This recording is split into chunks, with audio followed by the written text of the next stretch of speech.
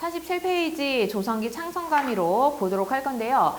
이 창선가미록 같은 경우에 제목을 보면 창선, 선을 널리 퍼뜨린다는 거예요. 선을 널리 퍼뜨려서 감의, 의로움에 감복하게 하는다. 록은 기록이라는 거야. 그래서 선을 널리 퍼뜨리고 의로움에 사람들을 감복하게 만드는 이 글을, 이 소설을 창작한 사람의 목적은요, 교화 목적을 가지고 있어요. 목적이 교화 목적이긴 하지만 뭐 논설문이나 이런 식으로 쓰지 않고 소설을 통해서 사람들에게 좀 더 쉽게 다가가고자 했습니다. 그러다 보니까 내용이 굉장히 유교적이고 도덕적이고 가치 있는 내용들을 담고 있고요. 그 다음에 또 너네 박지원 알죠? 박지원이 소설을 얘기를 했을 때 항상 이 작품을 언급한 적이 있어요. 이 작품은 충분히 모두가 읽을 만한 작품이다 라고 했고, 소설을 봤을 때 작가가 남아있는 게 많지 않았을 거야. 특히 조선 후기로 넘어오면서 영웅소설이나 가정소설 같은 경우에는 작가가 남아있는 게 많지가 않은데, 여기 조선기라는 사람은 양반이에요. 양반이면서 이런 소설을 왜 썼냐면 그 당시에 여성을 좀 교화시켜야 된다는, 아주 지금 생각하면 너무 불쾌하지만 여성을 교화시켜서 여성을 도덕적으로 가르쳐야 된다는 생각을 갖고 있었던 남자 양반들이 많았거든. 그리고 소설은 주로 향유층이 누구였냐면 여성들이 주 향유층이었어요. 그러다 보니까 그 내방에 있는 그런 여성들에게 도덕적인 것들을 좀 가르치고자 하는 목적으로 창작된 작품입니다. 그걸 알기 전에는 그냥 재밌게 읽는데 알고 나면은 뭔가 하나하나 좀 꼴보기 싫은 부분들이 보일 수도 있어요. 등장인물이랑 다 확인을 했었는데 이거는 지문 간단하게 이건 나랑 보겠습니다. 황제께서 장원급제한 화진을 올라오라 하여 만나보시고 크게 기뻐하시며 여러 신하들에게 말씀하셨다. 여양후를 잃은 뒤 짐은 항상 마음이 아팠소. 이제 여양후의 아들을 보니 기린의 자식 봉황의 새끼처럼 범상치 않소 라고 했고, 화진을 보면서 여양후의 아들이라고 했으니까 인물관계도 바로바로 체크할 수 있어야 돼요. 너네는 이거 다 읽고 내가 채점한 다음에 다시 한번 확인해보라고 했지만 사실 읽는 처음 읽어 내려가면서 다 찾을 수 있도록 연습해 주셔야 됩니다. 여양후는 화진의 아버지예요. 그리고 왕의 말하기 방식 어때요? 황제의 말하기 방식은 비유적 표현 사용하고 있습니다. 비유적 표현을 통해서 화진을 뭐 하고 있어요? 높게 평가하고 있습니다. 비유적 표현을 통해서 인물에 대한 평가를 드러내주고 있네요. 그러고는 앞에서 술을 내려 마시게 하였다. 사흘 후에 장원은 한림학사에 제수되었고 화진이 장원급제했죠. 그럼 그 다음부터 화진은 한림학사, 한림이라는 말이 그대로 들어갑니다. 인물이 가진 벼슬은 곧 그 인물을 지칭하는 게 되기 때문에 벼슬이 있으면 벼슬도 동그라미 친 다음에 인물이랑 연결시켜 놓으셔야 합니다. 성준과 유성향은 각각 병부 원해량이 되었다. 이 또한 마찬가지예요. 성준, 유성향 둘 다 원해라는 호칭으로 불릴 수가 있습니다. 그러나 성원해와 유원해는 이부상서 오봉을 찾아가서 말했다. 저희들은 집이 절강이라서 집을 떠나 서울에 와서 벼슬을 하기 어려운 데다가 학문도 아직 부족해서 많이 부족합니다. 동남쪽의 한가한 고을에 태수가 되어 몇 년간 공부를 더 했으면 합니다. 라고 했어요. 성준과 유성향은 원해랑이라는 벼슬을 받았지만 그걸 어떻게 한 거야? 거절하고 태수가 되고 싶다라는 소망을 얘기를 합니다. 오봉이 고개를 끄덕였다. 며칠 뒤에 성원에는 복건 남정현의 현감이 되었고 유원에는 귀양부의 통판이 되었다. 그러면은 이제 성준과 유성향은 어떤 호칭도 가능해요? 우선 둘 다 태수, 고을의 직책을 맡게 되면 다 태수예요. 태수 중에서 다시 세분화됩니다. 성태수, 유태수 다 가능하고요. 성준 같은 경우에는 현감이죠. 성현감 가능하고요. 유성향은 뭐 유통판 가능합니다. 이때 함께 급제한 신진들은 모두 승상인 엄승에게 인사를 했다. 그러나 화정원만은 인사를 가지 않아 엄승이 불쾌해했다라고 되어 있어요. 여기선 그냥 이렇게 언급만 나오지만 나중에 화진과 관련된 영적 모습이 드러나는 부분에서는 엄승이 화진을 괴롭히고 하는 것들이 나타납니다. 여기서는 엄승 크게 중요하지 않아요. 지금 현재 발췌에서는 엄승은 어쨌든 불쾌한 걸 보니까 마이너스 인물로 가져야 돼요. 그러니까 주인공과 대립하는 인물은 무조건 그냥 마이너스로 가세요. 특히 나쁜 짓을 하지 않았어도 마이너스입니다. 되게 흑백 논리로 판단하세요. 고전소설은. 한림이 상소를 올려 고향으로 돌아가. 한림 누구? 한림은 화진이죠.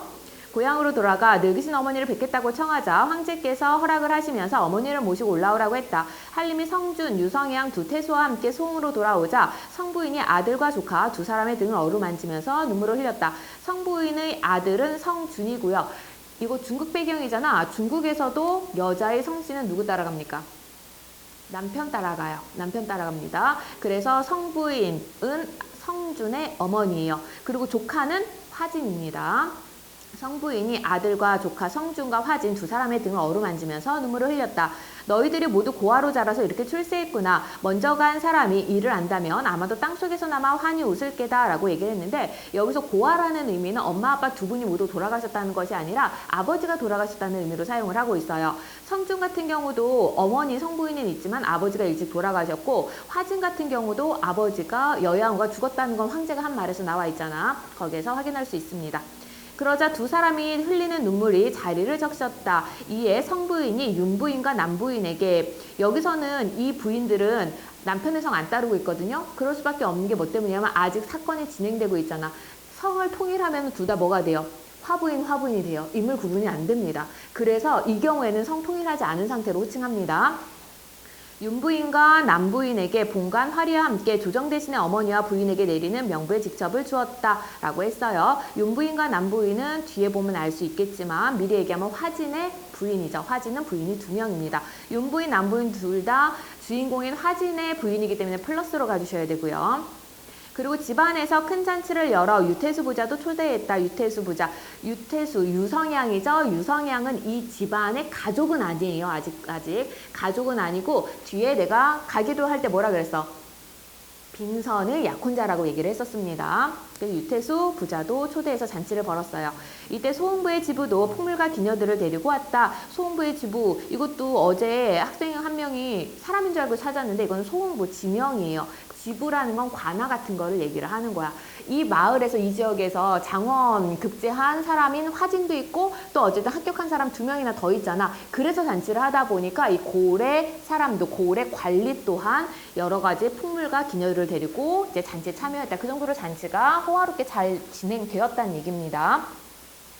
새로 급제한 세 사람은 인삼 계지를 들고 사당에 절하였는데 한림이 슬프게 우는 소리가 밖에까지 들렸다. 아, 효자는 슬픈 일이 있어도 부모를 그리워하고 기쁜 일이 있어도 부모를 그리워하니 그 슬픔은 언제쯤이나 사라질까? 서수상의 특징 뭡니까? 편집자적 논평 나타나고 있습니다. 이때 심씨모자는 한림의 급제 소식에 배가 아파서 배 아프대요.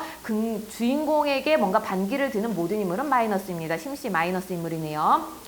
그러나 화춘의 부인 임씨는 허리에 앞치마를 두르고 손수 진수성찬을 마련하면서 한편으로 슬프기도 했지만 기쁜 표정으로 정성을 다했다. 임씨는 화춘의 부인이야. 화춘 마이너스죠.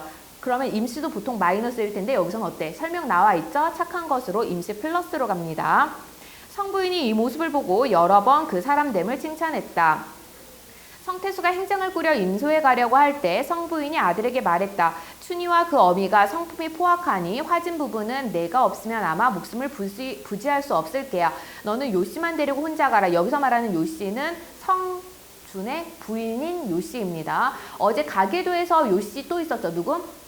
화빙선의 엄마도 요씨예요. 화빙선의 엄마도 요씨인데 여기서 말하는 요씨는 성준의 부인이야. 그러니까 데리고 가라고 얘기를 하죠. 요씨만 데리고 혼자 가라. 이 늙은 어미는 아들을 위해서 죽은 동생의 부탁을 저버릴 수가 없구나. 여양우와 성부인의 관계는 뭐야? 여양우가 동생이고 성부인이 누나네요. 성태수가 깜짝 놀라 울면서 애걸했다. 어머니, 소자가 손에 못이 박히고 혀가 닳도록 어렵사리 공부해서 과거에 급제한 것은 모두 어머니 때문이었습니다. 이제 한고을의 태수가 되었는데 하루도 봉양하지 못한다면 나의 마음이 어떻겠습니까? 그리고 형옥도 이제 급제하여 가족 중에 급제한 사람 누가 있어? 화진밖에 없죠? 형옥은 화진을 의미한다고 바로 찾을 수 있어야 돼요. 인물을 부르는 호칭이 계속 달라지기 때문에 잘 체크하세요. 형옥도 화진도 이제 급제하여 벼슬 하게 되어 며칠 안 있으면 두 제수씨 누구? 윤부인과 남부인이겠죠. 두 제수씨를 데리고 떠날 텐데 숙모님께서는 틀림없이 따라가지 않으실 겁니다. 숙모님은 누구야? 심씨는 따라가지 않으실 겁니다. 한번 서울과 시골에 떨어져 있게 되면 해를 입히려 해도 방법이 없을 것입니다. 설사 조금 분란이 있더라도 제수씨 누구? 윤부인, 남부인이 현명하고 지혜로우니 둘을 살펴서 잘 보호할 것입니다. 어머니께서는 너무 걱정하지 마시고 소자의 마음을 조금만 헤아려 주십시오 라고 하면서 성부인을 설득하고 있는 말하기를 하고 있네요. 부인은 그래도 듣지 않았다. 한림이 눈치를 채고 성부인에게 그냥 떠나시라고 정성스레 권하니 성부인이 눈물을 흘리며 허락했다. 아, 이제부터 효자의 고난이 이루 말할 수 없겠구나. 조물주의 의도는 무엇인가? 이 부분도 뭡니까? 편집자적 논평이에요. 이 작품은 편집자적 논평이 너무나 뚜렷하게 나와서 이거 못 찾으면 바보. 두태수가 떠나는 날 요시와 화빙선은 윤부인과 남부인의 손을 잡은 채 눈물을 흘리며 목이 메어 차마 말을 하지 못했다. 화빙선 나왔네요. 화진 동생. 성부인이 심씨 모자에게 간절하게 타이르고 여러 번 반복하여 부탁을 하니 돌같은 심장이라도 감동하고 귀신도 눈물을 흘릴만 했다. 성부인이 일행이 떠난 이후로 심씨는 등에 있던 가지를 빼버린 듯 후련하여 휘파람을 불면서 그 아들과 모의했다. 예전에 정씨는 화진의 어머니입니다. 화진의 친모. 정씨는 어질고 아름다워 인심을 얻는 데다가 또 화진처럼 기특한 아들을 낳아서 그 권세가 날로 높아만 갔지. 나리께서는, 나리는 누구? 여양후 얘기를 합니다. 아버지. 나리께서는 화진을 장자로 세우려는 뜻마저 두어 집안 하인들까지 우리 모자를 업신여겼다. 그런데 진이의 두 아내는 미모와 덕성이 정씨보다 빼어난 데다 또 진이가 높은 벼슬에 오르게 되었으니 친족들이 우러러보고 종놈들까지도 꼬여드는 모습이 예전보다 더하구나. 저놈이 한번 서울로 가서 위로는 천자의 총애를 얻고 아래로는 친구들을 동원하여 세력을 얻는다면 용이 구름을 타고 호랑이가 바람을 얻는 것 같아서 비유적 표현 사용하고 있네요. 그 세력을 어찌하지 못할게야. 그러니 이곳에 머물게 해놓고 괴롭히면서 상춘정의 원한을 갚는 것이 좋지 않겠느냐. 상춘전의 원한 같은 경우 뭐냐면 그 화욱이라고 여양후 이름이 화욱이거든요. 아버지가 살아계셨을 때부터 화진과 화춘이 좀 차별을 당했어. 그럴 수밖에 없는 게 화진은 하는 일마다 다 잘했고 화춘은 하는 일마다 못하는 데다가 포악한 심성이 그대로 드러났거든.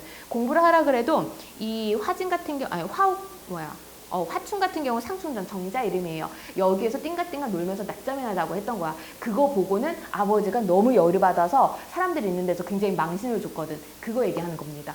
아버지가 사람 있는 데서 특히 화진이 있는 데서 그 망신을 당해갖고 화춘이 억하심정을 갖고 있는데 그때의 원한을 갚아야겠다. 그러면 사실 아버지한테 원한을 갚아야 되는데 원한의 대상이 누가 되는 거야? 자격지심 때문에 화진에게 원한이 대상이 옮겨갑니다.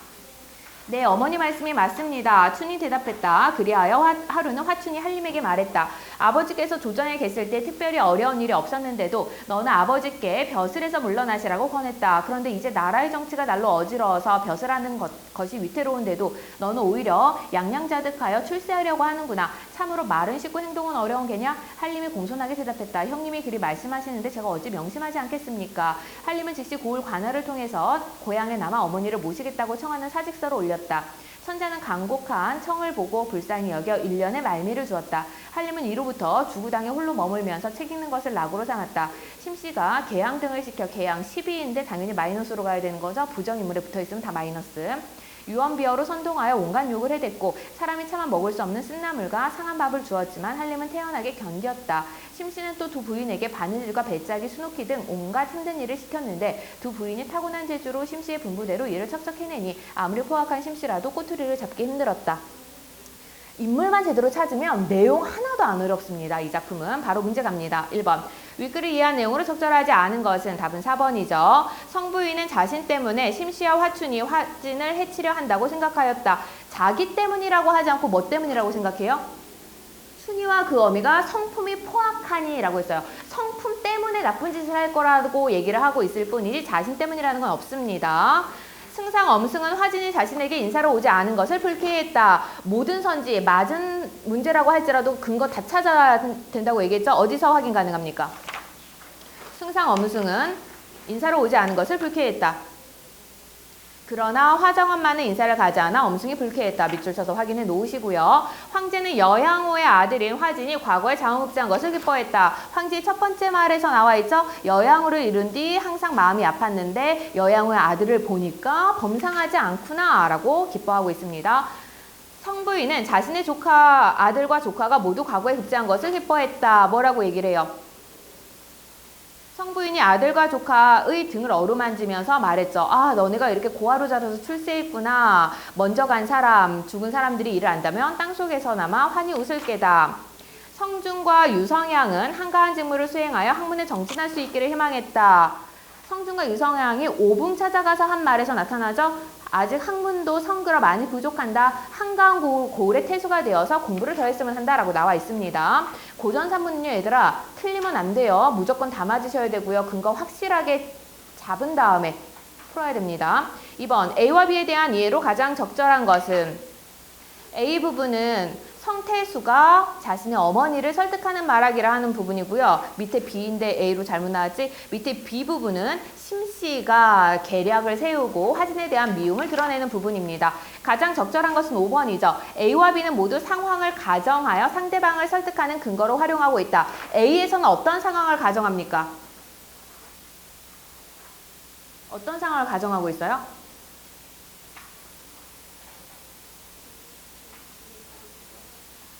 며칠 안 있으면 화진도 두 재수씨를 데리고 떠날 텐데 라고 하면서 가정을 하고 있어요. 조금 있으면 떠날 거야. 그렇게 되면은 뭐 걱정할 게 없지 라는 거야. B에서는 뭘 가정하고 있습니까? B에서는 뭘 가정하고 있어요?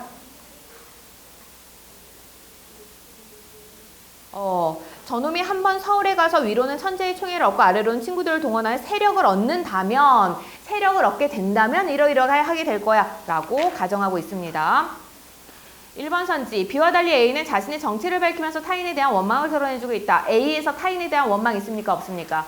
A에서는 타인에 대한 원망 없습니다. 오히려 타인에 대한 원망은 B에 있어요. 누구에 대한 원망이 나타나 있어?